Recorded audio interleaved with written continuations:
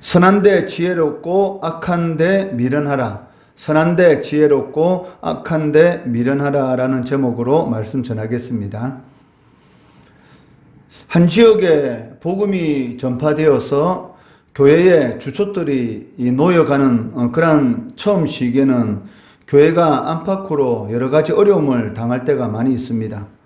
특히 교회 공동체가 믿음이 연약하다면 교회를 어지럽히기 위한 그런 사단의 이 역사도 강하게 나타나는 것을 볼 수가 있는데, 이 교회 공동체를 어지럽히는 여러 가지 요인 중에서 가장 큰 요인은 아마 거짓 교사들의 출현이다라고 할 수가 있을 것입니다.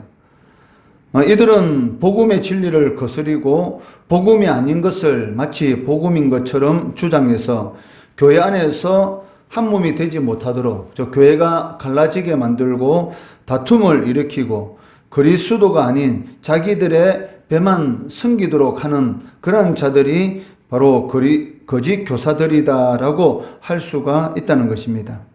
또한 이들은 교환한 말과 아첨하는 그런 말을 통해서 순진한 성도들의 그러한 마음을 미혹하는 그러한 일들을 볼 수가 있습니다.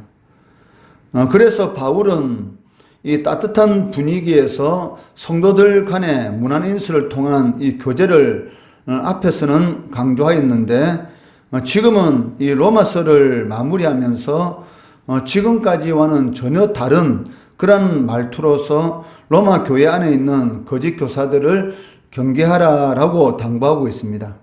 17절, 18절 말씀해 보시면, 형제들아 내가 너희를 권하노니 너희가 배운 교훈을 거스러 분쟁을 일으키거나 거치게 하는 자를 살피고 그들에게서 떠나라. 이 같은 자들은 우리 주 그리스도를 섬기지 아니하고 다만 자기들의 배만 섬기나니 교활한 말과 아첨하는 말로 순진한 자들의 마음을 미혹하느니라 라고 말씀하고 있습니다.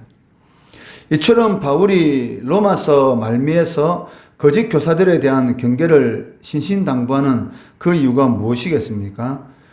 이들의 존재가 로마 교회에 적지 않은 그러한 위협이 되었기 때문입니다. 물론 지금도 거짓 교사, 즉 이단들은 극성을 부리고 있습니다. 이러한 유혹과 그 시험이 있는 그런 시대 가운데서 어떤 길이 참된 길이고 잘못된 길인지를 구별하는 것, 또한 어떤 것이 하나님의 뜻이고 내 욕심인지를 구별하는 것은 무엇보다 중요한 일이다라고 할 수가 있을 것입니다. 바울은 로마 교회 안에 침투해 있는 이러한 거짓 교사들을 향해서 로마 교회 성도들에게 경계하며 당부하는 말이 무엇입니까? 바로 선한 일에는 지혜롭고 악한 일에는 미련하다라고 권면하고 있다는 것입니다. 19절 말씀해 보시면, 너희의 순종함이 모든 사람에게 들리는지라 그러므로 내가 너희로 말미암아 기뻐하노니 너희가 선한데 지혜롭고 악한데 미련하기를 원하노라 라고 말씀하고 있습니다. 로마 교회는 모든 교회들이 인정할 정도로 하나님의 말씀에 순종하는 그러한 모습이 나타났던 것 같습니다. 그것이 또한 이 바울 사도를 기쁘게 하였다라고 이렇게 말씀하고 있고, 그렇기 때문에 이러한 하나님의 말씀에 순종하는 그러한 삶이 계속적으로 유지되도록 하기 위해서 바울 사도는 권면하고 있는데, 그 권면이 선한 데 지혜롭고 악한 데는 미련하다라고 권면하고 있다는 것입니다. 여기 미련하다라는 이 말은 다른 이물질이 섞이지 않은 그런 순수한 것을 나타내는 그런 말입니다. 이는 성도가 어떤 경우라도 어떤 명분에서도 악한 일에 대해서는 섞여서는 안 된다라는 그런 의미를 가지고 있다는 것입니다. 한 번 용납하게 되면 두세 번 용납하게 되고, 그러면 결국 자신의 신앙을 잃어버리게 되는 것입니다. 그렇기 때문에 성도는 어떤 경우라도 또 어떤 명분이 있다 할지라도 그 일이 악한 일이라면 거기에 동참해서는 안 된다라고 바울 사도는 권면하고 있습니다. 로마서는 바울이 3차 전도 여행을 하는 가운데 고린도에서 쓰여진 것으로 알려져 있습니다. 로마서를 쓸 무렵 이 고린도에서 바울과 함께 이 사역하고 있던 그러한 동력자들이 있었는데, 오늘 본문 말씀에 보시면 그러한 동력자들이 이렇게 나오고 있는데, 그 동력자들 7명, 그리고 바울 서신을 대필하고 있는 그 더디오에 대해서도 말을 하고 있습니다. 즉 이들이 그 로마 교회에 문안한다라고 말씀하고 있습니다. 22절 말씀해 보시면, 이 편지를 기록하는 나 더디오도 주 안에서 너희에게 문안하노라 라고 말씀하고 있습니다. 아마 바울이 이 육체의 이 사단의 가시, 즉 심한 이 안질에 걸려 있었기 때문에 직접 이 편지를 쓰는 것에 어려움이 있었기 때문에 아마 이 더디오를 통해서 대필 하도록 하였다라는 것을 오늘 이 22절 이 말씀을 통해서 우리들에게 보여주고 있다는 것입니다. 우리는 로마서에서 이 많은 사역자들이 팀을 이루어서 복음을 위해 수고하는 그런 모습을 볼 수가 있습니다.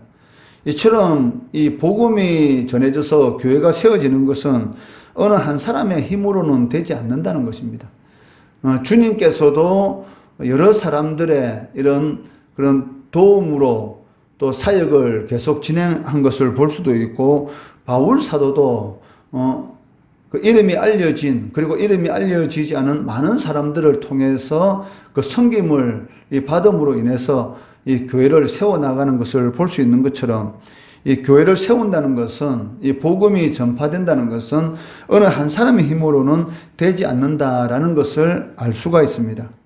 그렇기 때문에 모두가 이 복음 전하는 일, 또 교회를 세우는 일에 있어서는 함께 협력하고 동력해야 한다는 것을 알 수가 있습니다.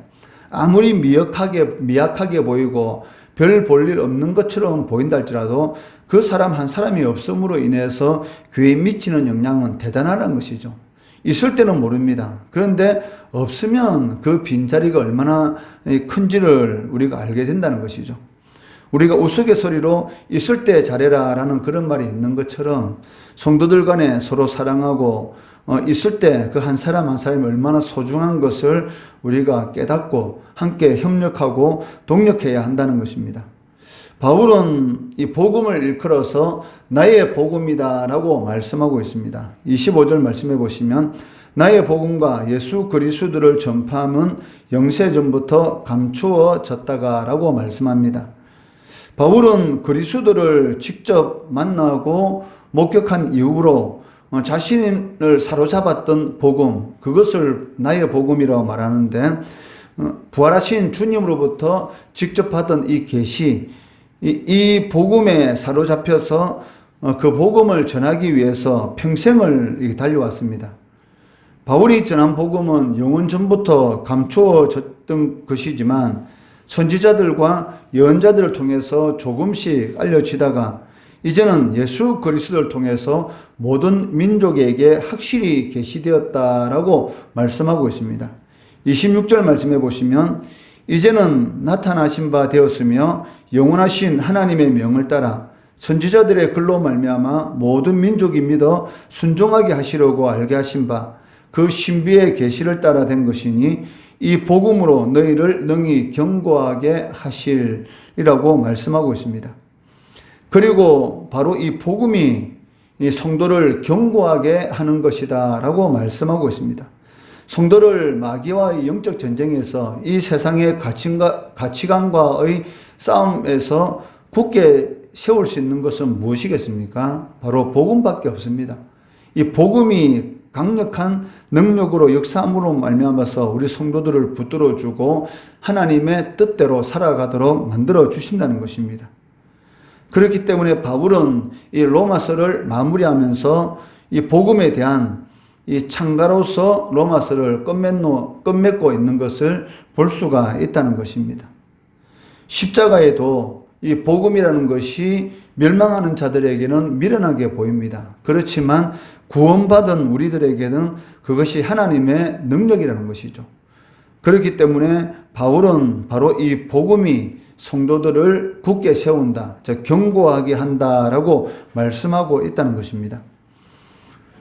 오늘날 우리 성도들이 직면하고 있는 이러한 영적 혼란이나 미혹에 이 적절히 대처하기 위해서는 선한 일에는 지혜롭고 악한 일에는 미련한, 즉 순전함을 유지하는 것이 필요하다라고 말을 할 수가 있습니다. 그렇게 되기 위해서는 이 복음에 대한 분명한 이해를 바탕으로 믿는 바에 확실히 서 있어야 한다는 것이죠. 어떤 상황 가운데도 흔들리지 않고 굳게 설 수 있는 바로 이 복음에 대한 그 이해의 이 바탕에 분명히 서 있을 때만이 이 사탄과의 영적 전쟁 가운데서 선한 일에는 지혜롭고 악한 일에는 순전할 수 있는 그러한 이 믿음의 길을 걸어갈 수가 있다는 것입니다. 이러한 삶을 통해서 하나님이 기뻐하는 그런 이 복음의 능력을 체험하는 우리 성도들 되시기를 주의 이름으로 축원합니다.